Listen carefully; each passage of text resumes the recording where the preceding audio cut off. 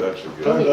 And you said that, Selection. But it was anybody can understand it, you know. I mean, you were But at that age. I'm a Marine now. You know, once you're a Marine, you're always a Marine. For life. That's Semper right. Fi. Huh? Semper Fi. Semper Fi. Yeah. Okay. And they use that term for everything. When somebody gets screwed, Semper Fi. Yeah, yeah. It could mean something went well or something didn't go well. Yeah. We had, and still do when we get together. That may be our last time, the way things are working out. I suggested that we get together in New Orleans, but nobody seemed to want to do it. So, well, they're all old farts like me. I mean, somebody gives me a choice to spend the weekend in St. Louis, for example. I tell them go there, or I wasn't interested. Right, right. And I guess that's just a function of age. Well, I'd rather stay at home. Yeah. uh-huh. When you get to be 85, you'll feel the same way. That's right. Yeah. I'm sure of that. But I got such a great incentive to come up here. Yeah. I'd come 3 times a year if I could get away with it. But Chip, did you know that Uncle George was a pilot at a dive bomber? Do you know what that is? I mean, I knew that he was a pilot. Yeah. You ever watch History Channel? They put some of our fellow Marines doing the exploits, attacking Japanese carriers. We sank. I say we. I wasn't involved, but we sank 3 Jap carriers in one day. Mm-hmm. That was at Midway. Mm-hmm. And we were back at that time. No, I hadn't made it to the Pacific when that happened. That was in mid '43, I think, and I didn't get there until late '43 or early '44. Okay, well, let's kind of just start from the kind of the beginning. You enlisted. You were or joined the Navy. First, I enlisted in the Coast Guard. Coast Guard, right? And the reason I did was they told me they'd teach me how to fly. Mm-hmm. That was a big lie. Absolutely. Hell, Coast Guard at that time only had 1 airplane. The whole Coast Guard? Huh? The whole Coast Guard only had 1 I aircraft? think so. Oh. They started expanding, but I think they were feeling that they were going to expand and would need pilots, but they never gave me any indication that I was going to fly, so I went to my CO, who was a crusty old Coast Guardsman, and told him what I wanted to do. And I had worked for him, and I guess he liked what I was doing. I was a clerk. You know what a yeoman is? Mm-hmm. I was a clerk in his office, and that's where I met his father. Did I tell you that story? I don't remember that. No. No. This was early before the war started. This was in early 1941, and her father was a shipping agent. You know what a shipping agent does? They take care of all the paperwork, direction wherever it is they're going to take the stuff that they unload. Earlier that year, the Japs were already making like they wanted to fight, so the Navy restricted entry to the docks. They were keeping everybody had to have a clearance. Who provided that clearance? My office. So I see. Betty's daddy came in the office, filled out his application, and I looked. Gallatin, Tennessee. This is his birthplace. Well, hell, I was been away from home about a year, and anything in Gallatin would have been great. Well, we started talking, and he says, "Why don't you come out to church with us Sunday. We'll have dinner and go to church. Guess who I met at church? The daddy. This cute And that little, was 1941? It 41, was 1941. She, at that time, she was, she born 25. 16. 16 years old. 16, sweet 16. Yeah, And you were 19? I was 19. So I really wasn't interested in her. I mean, that was jailbait. She was, Yeah. she was a little young. But I got to know the family every time I stayed in New Orleans for a while longer. And every now and then I'd get a call, why don't you come to have dinner with us and go to church. Mm-hmm. They were Methodists too. Mm-hmm. So the friendship gradually progressed into. And she got a little older. So before I left for the Navy training and all that stuff before I went overseas, I gave her a ring. And I don't think we ever had a real date before that. It was all just friendship. Mm-hmm. Well, you know how friendship does. It grows gradually into something else, which it did. Best day of my life. Best day of my life. I bet. But that's when we headed to the Pacific. We ended up in Samoa, of all places. I didn't tell you that, did I? Wow. This was British Samoa. And we spent some time there training in fleet-type aircraft, SBDs. And nothing much happened there. We used to do submarine patrols out of there, but we were, at that time, we were probably 400 or 500 miles out of the war zone. Mm-hmm. They considered this a war zone, but now we never saw a Jap or a Jap plane or anything. But we went to New Caledonia. That's probably 500 miles north of Australia. And that's where we may get more training, and finally we moved to New Georgia. You ever heard of New Georgia? No. It's an island in the Solomons chain. That's where we spent all of our time in the Solomons, just working up the Solomons. We started out in New Georgia, Honda.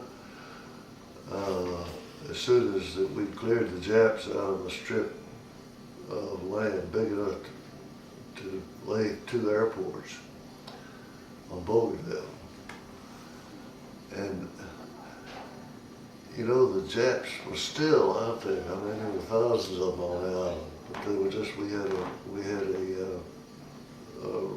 area that we cleared out, and every morning we'd find footprints around the camp where the Japs had been there. They were starving. They were trying to find something to eat. Yeah. And they weren't fighting too much, although they did send some airplanes from further up further up the Solomons. And every 3 or 4 nights, old Bouncing Betty would come by and drop a few bombs on us. That's the worst I got hurt. The whole time I was trying to get into a bomb shelter. Oh, you hurt yourself getting into the shelter. 2 of us trying to, it was just about that wide. 2 of us trying to get there at the same time, and I bumped this left shoulder against a log. And that was my worst injury the whole time. Well, now, were you still a Navy pilot at this time? No, I was a Marine at that Okay, time. but that was, I thought, Go back to April 1943, that's where I got my wings. But 2 weeks before that, we were given an opportunity to select the Marine Corps or the Navy. Right. Marine Corps wasn't selected very many because they just got a lower number of pilots in the Marine Corps than they had in the Navy at that time. I'm sure it's the same today. It is. But as I told you before, I opted for Marine Corps. And somebody said, why? Those promotions were so much faster. Never thinking all the way through that, I did you? never stopped to think why they were faster. They go through more often than It they do. didn't occur to me until I was on a boat to the Pacific. We got on a boat in San Diego, and that old boat was a ship that had been interned. It was a German ship that had been interned in World War I. But you know what kind of facilities we had on this subject. 23 days to Pacific. Sleeping with, and how many did we have? We had 12 guys in one cabin that wasn't about half as big as this room. Stacked probably what, 4? The bed was just a steel A cot, frame, yeah. anchored on one side by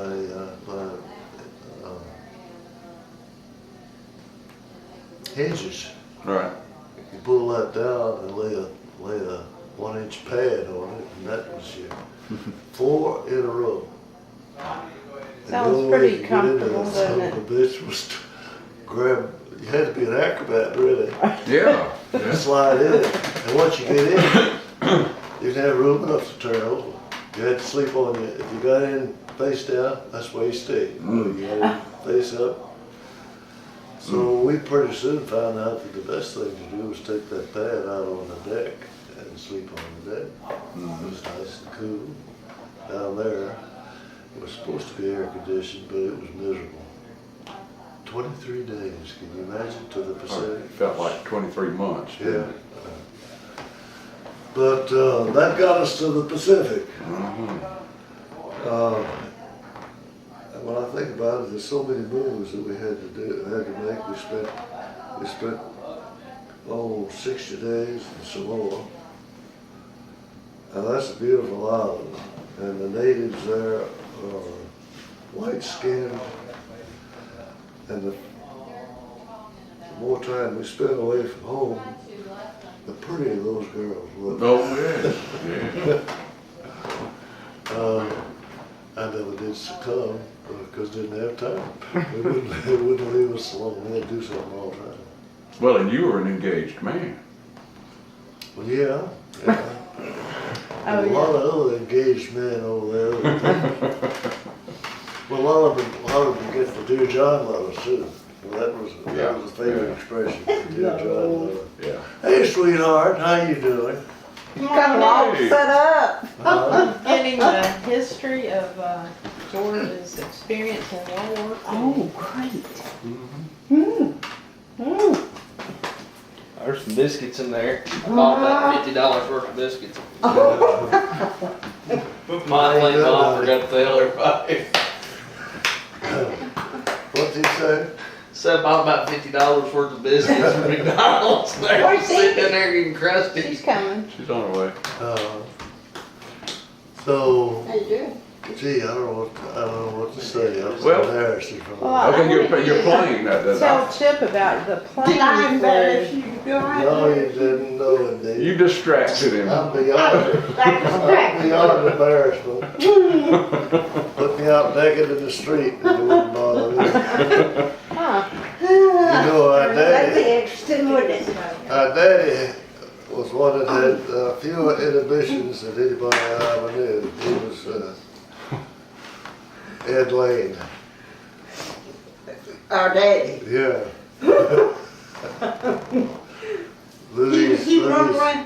Louise was still, this was still a period where guys came and you sat in the living room and visited. I guess when Louise passed out of that period, it didn't exist anymore. But what reminded me, they were sitting there being nice to each other, her friend. And Daddy would walk in his shorts and a t-shirt and say, "Where are my cigarettes?" Didn't bother him at all. No, he ran around in shorts. I don't care who I had visited. girls, Uh-huh. and So they either liked it or they didn't. Yeah. he'd come down those steps, and every step he took, he farted. What? You remember? See? I don't care who was in the house. Well, when Betty came to Tennessee for the first time he met her, it was he walked up to her, he says, I got a cramp in that finger. The old Joe, he says, pull that finger, will you, Betty? He was a New Orleans girl, never been out of New Orleans. And, hey, sweetheart. She's a darling. Yes, yes. Let's see, what else were we talking Well, about? Oh, I wanted you Talk to about tell the plane. Chip about your plane and the gun that had to shoot through the propeller. Yeah. It was. This was a two-seater airplane. I was a pilot. We had a gunner sitting in the back with two twin 30s, and I had twin 50s firing forward, but through the prop. The prop. The three-bladed prop. I don't know how. I don't. And so it was geared to the very timing of the, delicate you know, timing, so you and it would shoot through the prop. most God of bless the it if it got time, all the right? time. Does that sound hairy or what? I only heard it one time when a 50 caliber bullet hit that prop. You know it just disintegrates, I guess. And a three-bladed airplane with two blades won't fly. Got the gliding angle of a brick. Right. It carried a Yeah. 1,000-pound bomb in the center, and 200s on each wing, plus these 50 caliber, 30 caliber guns. Yeah. I can't imagine it was that big of a plane. Well, it wasn't a big plane. It wasn't, was it? It was smaller than the Corsair. Corsair had more wing spread, more power. This was the lowest powered military airplane in World War II. I don't know of another one that was any lower than that. It had an 1,800 horsepower radial engine. And we could cruise at about 200 knots, that's about it. Mm-hmm. And that was a little fast. We'd cruise a little bit slower than that unless we tried to get somewhere in a hurry. Mm-hmm. Well, of course, as a Navy pilot, you had to carrier qualify. Oh yeah. But you didn't tell us about that. You didn't exactly land on a carrier, did you? No, it was a, I remember the name of that thing. It was an old ferry boat. Oh, that you landed on? Yeah, it had been modified with a flight deck, and that's where we made our first carrier landings. We practiced carrier landings on ground for probably the whole time we were in Florida. Mm-hmm. We were talking about it, Patsy, last night, and you know, you never thought about it at the time, but you never did anything in the training command for the first time without your instructor with you. You know, you always, whatever it was, Well, that different makes phases, sense. you know, and the instructor would be with you, and then eventually you would do it by yourself, you know, but there was only one time. And there was only one time that you ever did anything the first time without an instructor, and that's when you, as we call it, hit the boat. Yeah. You know, not literally, hopefully, but Well, if we had an instructor, he had to be sitting in the back seat, and he has no control. yeah, right. Might as well not even be there, but you know, so but. You know, if you're 20-something years old, you don't think about that. You know, well, let's see, why isn't he here with me this time? You know, because they, you know, it's kind of a dangerous exercise, and there's a lot of people that don't make that phase of the training. I heard some time ago that there were 150 airplanes at the bottom of Lake Michigan. I bet there's at least that. And that has to be the only place that came from was an attempted carrier landing. Yeah, And it's easy to screw up. yeah. It's the easiest thing. A lot of things can go wrong. I was so glad I didn't. Later they had some Marine squadrons on shipboard, but we never made it. The only time I got on a carrier in the Pacific was when I was trying to get out there to get some food. They had good food. Yeah. They had fresh eggs. I hadn't seen a fresh egg.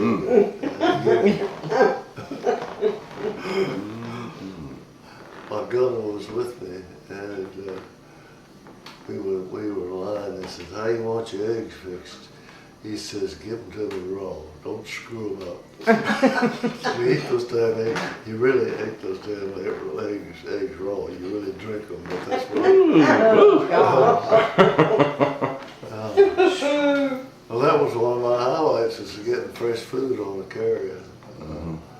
By the time it got to us, of course, you couldn't do anything fresh. There was nothing fresh. Can't remember anything but mutton. We had a lot of mutton. Mutton? Yeah. And mutton comes from old sheep that no longer produce a lot of wool. They were wool farmers in New Zealand getting the wool. But when they got too old, they would kill them for the meat. So it was old mutton you were Old eating. mutton. I swore I'd never But you know, eat mutton another don't piece sound of good to mutton. me if it's And I don't know that you get mutton anymore. I don't. I've think- never had it. I don't Is think you that get the mutton. same thing as lamb? Yeah, but it's old lamb. Old Yeah. lamb. Oh, well, so it's ground? Is it ground? No, No, they just cooked it, sliced it. slab of meat with a lot of fat on it. So it was kind of I chewy. finally learned how to eat it because what else did I have? When you go starve to death if you don't eat it. So you were telling us too that after you finished your mission, they would give you a shot of brandy A to little drink. bottle of, you've seen these little, what are they, 2-ounce bottles of whiskey? Fish or Like they used to before. give you on the Oh, on the airline. airplane, yeah. And it was a shot of about, I guess, 2 ounces of brandy. Did they give it to before the, No, after. afterwards? They were saving it. Maybe somebody who didn't come back wouldn't get the brandy.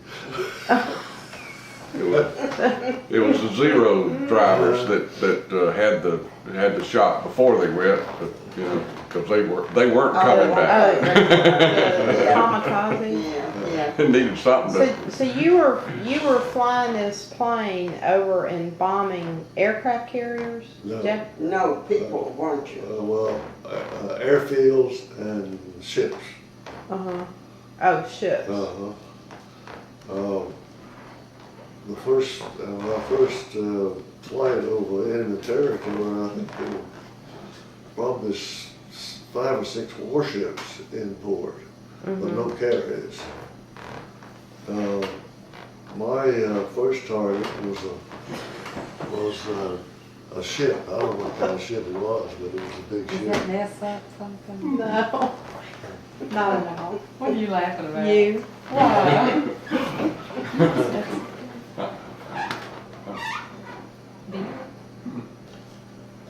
A beer? Did you offer him a beer? Well, yeah, it is. Local content. Something was trying for here. Would you, no kidding, y'all want something to drink? I think I'm good. I'm good, thank you. I'm good. Where'd you get them? They're real good.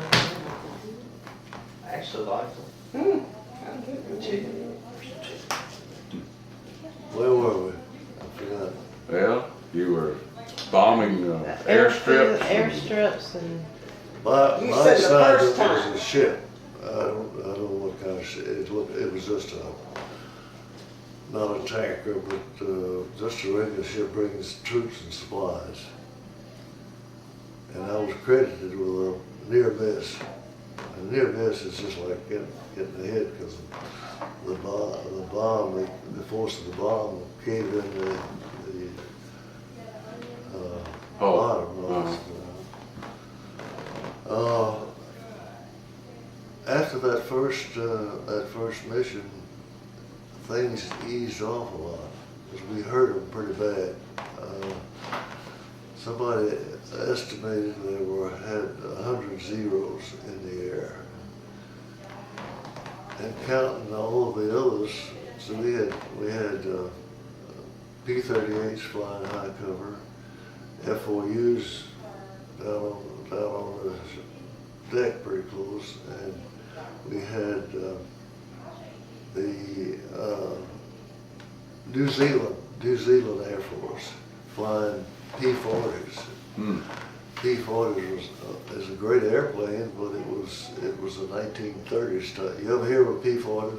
That's what the Flying Tigers were flying in China before the war.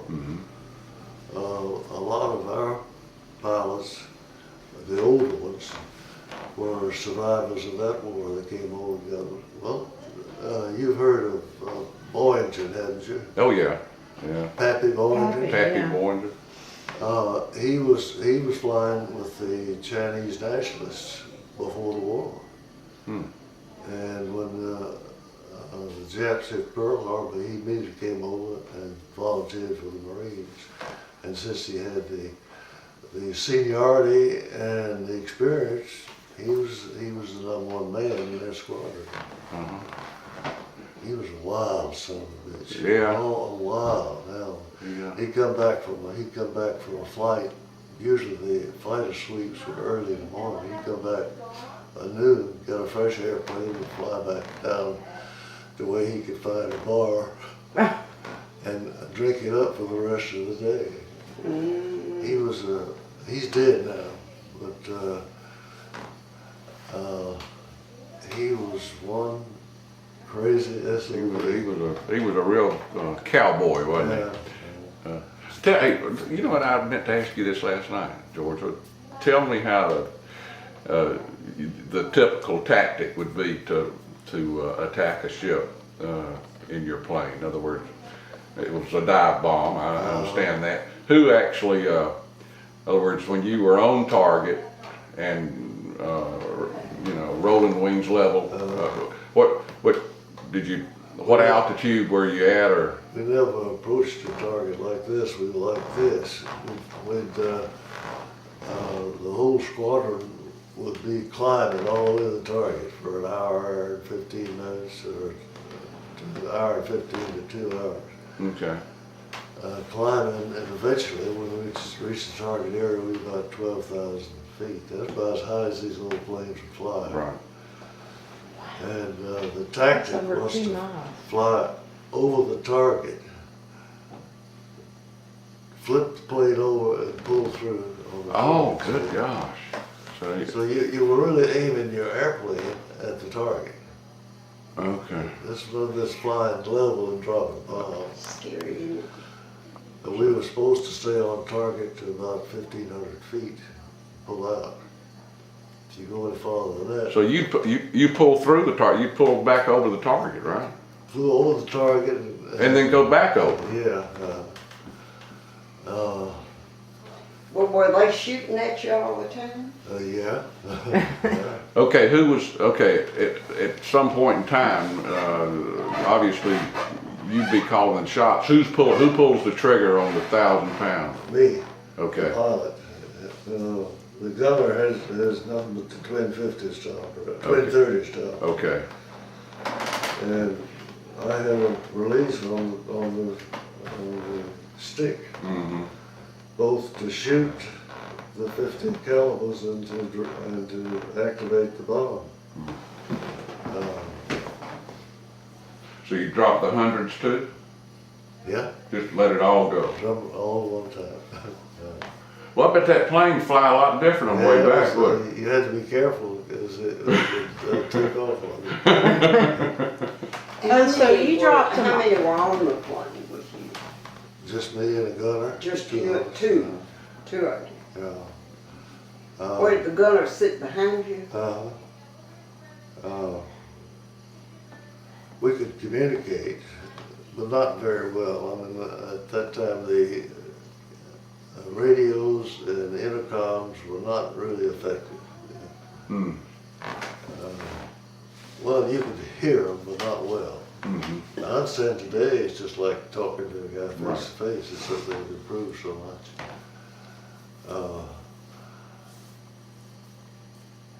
But you didn't have oxygen. 12,000 feet was about. We feel it a little bit, but we didn't suffer from lack of oxygen at that. Yeah. Beyond that, 13, 14, 15,000, you better have oxygen. Mm-hmm. Well, you didn't even have it available. No, didn't need it because the plane wouldn't. It wouldn't go anyhow. Well, it would, but it wouldn't be very effective. The controls get sloppy and you're underpowered. So what kind of instruments did you have to tell you where you were? I mean, I'm just trying to imagine the attitude that you were flying down. You know, you couldn't see, at some point you can't see the target, right? Well, yeah, mostly we had the target in view. You fly over the target Mm-hmm. and then flip the plane into a dive attitude. And while you're diving, you try to pick out the target. We had A sight. gun sight. That's what I'm Uh-huh. trying to say, gun sight. We use that to pick out our target and try to maintain our position. How'd you make sure it was an enemy ship? How did you know for sure? Well, we didn't always know. You remember I told you about that screw up where we attacked some U.S. P-boats, patrol boats. But there, we knew in this particular place there was no Americans. Okay. Because anything you could, because we were assigned targets at first, and later on, when the Japs weren't flying too much, you could pick out your own target if you wanted to. And of course, there were fewer then because we'd already pretty well neutralized. They had 7 airfields around Simpson Harbor, which was a beautiful, beautiful harbor, but it wasn't very pretty to us. You'd bomb their planes on the ground? Yeah, we catch them on the plane. We try to. Of course, as you approach its target, you can see Japs taking off. They're trying to get off and protect themselves. So were you firing your gun as you're dive As bombing? we were You're firing and dropping bombs? And what do they call it? Shock and awe? That's what it sounds like. It was Well, it wasn't much shock at all in terms of today's activity. One single airplane today will carry firepower equivalent to our whole squadron. Yeah. There's that kind of difference when you think about it. They could fly with a half a dozen bombs.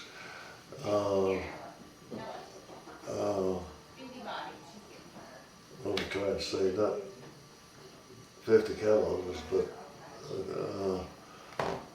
20 millimeter guns, and they can do a hell of a lot of damage. Yeah. Well, and And missiles and. better sights, better control of the aircraft. It was all. But yeah, I think what you were talking about, losing sight of the target. Temporarily, you When would. you twip for the You just have to when you start to pull through.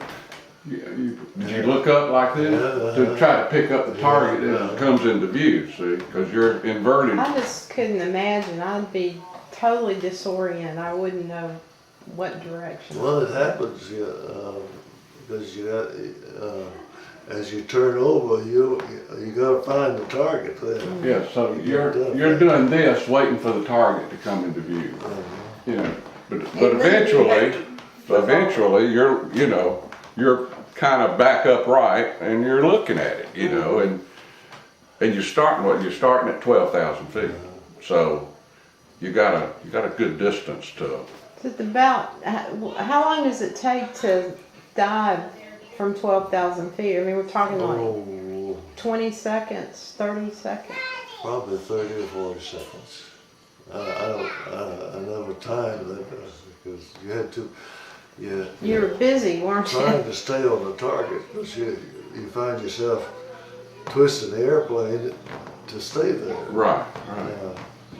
So, and you would pull out by 1,500. About 1,500. Some would go lower, and you go much lower than that, you had it. You can't pull out. Right. I bet you as you were starting to drop those bombs and firing those 50 caliber, I bet it was noisy in that airplane, wasn't it? Well, it's surprising. It's sort of like watching a movie without any sound. I mean, the only sound I ever heard was the sound of my own engine. You can see these puffs of anti-aircraft fire around you. Yeah. You couldn't hear them. Really? The sound of that engine was the most predominant thing you could hear. I couldn't hear anything. Of course, the engine was not functioning properly. We had that problem sometimes. That was bad trouble. Yeah, I can imagine. Did you ever did the aircraft ever get hit by the, I never got a single hit on my. wow. Some of the guys would come back with bullet holes in the engine cowling and body of the airplane, and we were instructed to use up all the fuel in our wing tanks because they didn't have protection. You get a wing tank with a what kind of bullet? A birding. The term doesn't come to me. You got tracer bullets, and they're actually on fire when they hit something. If they hit those wing tanks, it's full of gas. That's trouble. That's too. trouble. Mm-hmm. Yeah. But I was fortunate, I guess. Well, Never yeah. got hit. So, how many of those missions did you fly? About 40, 45. something like that. And you got what did you tell me? The distinguished, some kind of a, The DFC. Distinguished Flying Cross. That, His picture was in the paper and everything. yeah. I've got that. You got it? I've got it, yeah. you do? Yeah, I've got it. That was after I got out of the service. I remember some guy, a Marine captain, came up from Nashville or Atlanta or somewhere. And we had a little ceremony in Daddy's office at the courthouse. Big deal. Oh, well, Mom and Dad were strong. I bet they were. I bet proud. they were. Oh, you know they were. So you were talking about your training the other night, and that your what do you call it? Instructor was only a couple of years older than you were, and you were what, 19? I was 19. I guess probably 25. Just a kid, really, by today's standards. Yeah. Our commanding officer was a major and the CO of the squadron. And I doubt if he was more than 25 or 26. He was from the West Coast. He was going to play football in Southern California. Yeah. And he was a great guy. We had one commanding major who, on our first attempt, pooped out. He lost his nerve. And he had probably 200 or 300 airplanes followed it. We turned around and went home, and we had no, And he was the commanding officer? yeah, I never saw him again. Oh. God, my boy, word. that's, But what happened to the planes that were following him? We had no leader at that time, so we had to go home. Well, you had to turn around too. Huh? You had to turn around and go back. Had no alternative. Oh. did he radio anybody of his intentions? Or No, he he just just- turned? he just turned around. Turned tail. Well, George, you came up here in one of your planes. Yeah, that was a yellow Peril twin. Were you out there when we did? Yes, you took me up. I did. You did. I didn't remember that. I remember taking Mom and Dad up. Yeah, and you took me, and I guess you took Marjorie. You took us all up, Yeah. and it was out at Cottontown. Wasn't it? Yeah, it was A little airstrip. emergency field, emergency landing field. Mhm. Just a grass strip. Mhm. But you could land those yellow Perils. You know what a yellow Peril is? No, I don't. No. It's a biplane, two-seater, and it was the primary training plane of the Navy in World War II. Oh, They've got George Bush's plane hanging in Washington in the mall, the aeronautical. mhm. They've got everything from yellow Perils to one of the first capsules that circled the earth. I remember Daddy told you when Mama was getting in the plane, he He said, says, "Now "Don't- don't you do anything Don't you wild do all with her." that shit. And Mama told him, says, "You don't listen to him. You do whatever you want to Did you scare her? do." He did a flip with her, Yeah, she wasn't scared at all. She wasn't? and I wasn't either. It Hmm. didn't. Well, you was. So are you- I you're- never get Betty in an airplane. Yeah. We'll give that to me. Are you strapped in to that? Yeah, strapped I in, mean, sitting on because there's parachute. no top on it, right? There's We it's had- open Yeah, cockpit. it's an open cockpit. That was a wonderful experience. Yeah. Uncle George, I Yeah. want I'll you to never take me forget. for Yeah. a ride. Just thinking, I want to go for a ride. I've never been in an airplane, never been even close to one. That's your, that was Mom and Dad's first Uh-huh. ride too. Yep. Do you have pictures of that? No. Now, wouldn't that make some, Wouldn't that be oh, wonderful? man.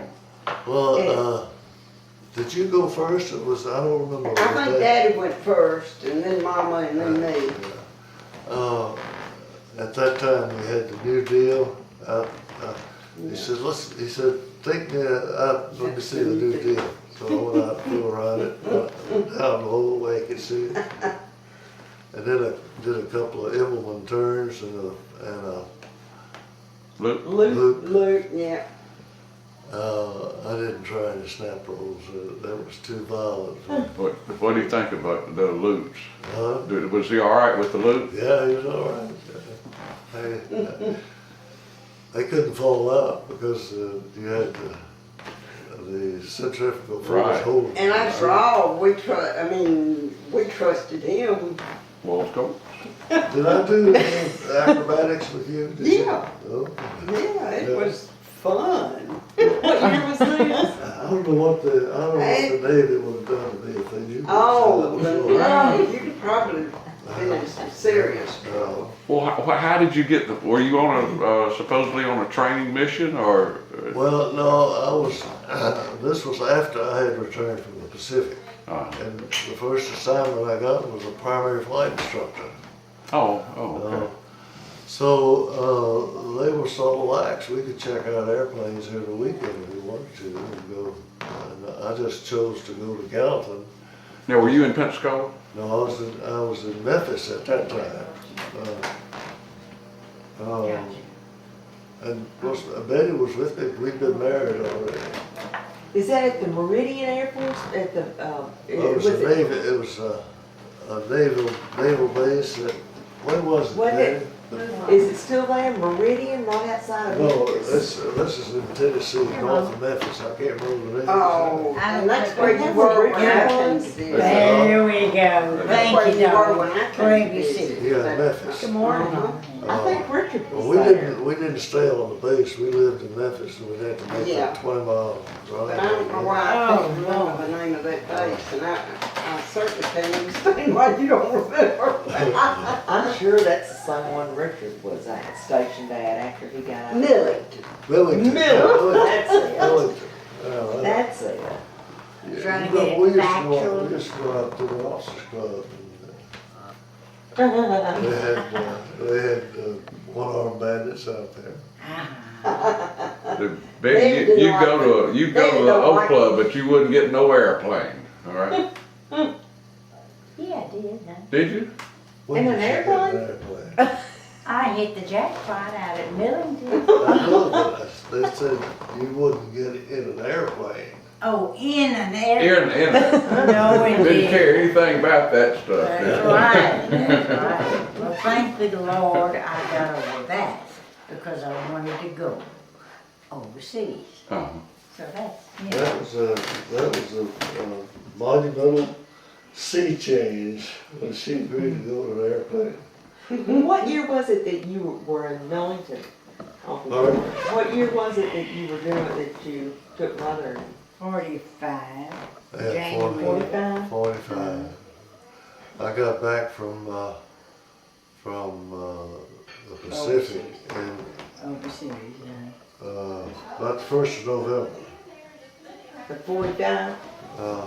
I had a hell of a time getting back from the West Coast. They wouldn't give me any priority for going home. All the priority was for the guys going the other way.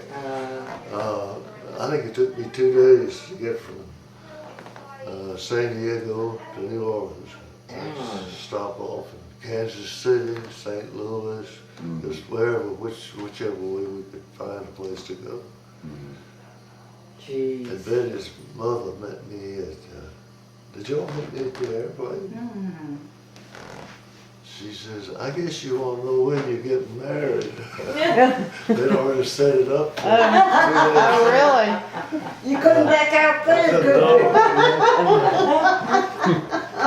you? Once your foot hit that ground, you're a lost man. But you didn't fight. Huh? You didn't No, I mind. didn't. I've been away from women for 2 years. I was anxious to Wait a minute. I need to think about that. I'll tell you what, she was a cute little thing. That sounds real And good. still is. Lavieras. You know, he was telling us about meeting that little 16-year-old. Up at Lavieras. He on was the 16 square. when I first met you. That's right. I just what in July, and At the I met you center in of town, October. center of Gallatin. Uh, There, you know. Well, how old were you Lavieras. when Right George on the first corner brought you to of, Gallatin? 109 When I did what? and When George first 31 brought you to Gallatin?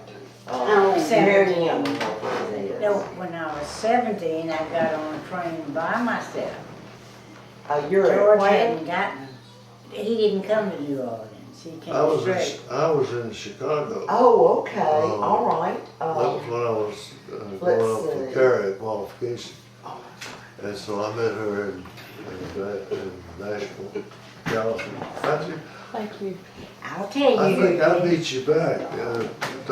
Doc Blaine and I picked you up at the train station, I believe. One time, Tommy and Louise picked either us up or me up. That was after we were married. I don't know.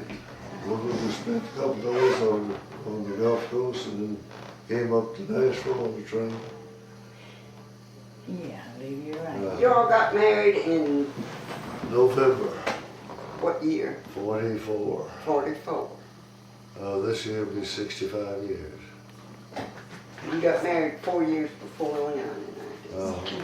We got married in 48. Zach. Um, We about the oldest in terms of marriage everywhere we go. Mhm. Uh, not many make it that far. No. Been lucky. Aren't we lucky? Aren't we lucky? Yes, the answer is yes. Yeah. Al Picorni made a scrapbook for me on my what birthday? 50? 50th birthday. And in that book he has there. Aren't we lucky? Aren't we lucky? Aw. I say that all the time. Yeah. What a friend. Huh? Yeah. Don't get me. Oh. I guess I'll never be able to wear mascara. And I believe there are a few others in the room. Yeah. Mm,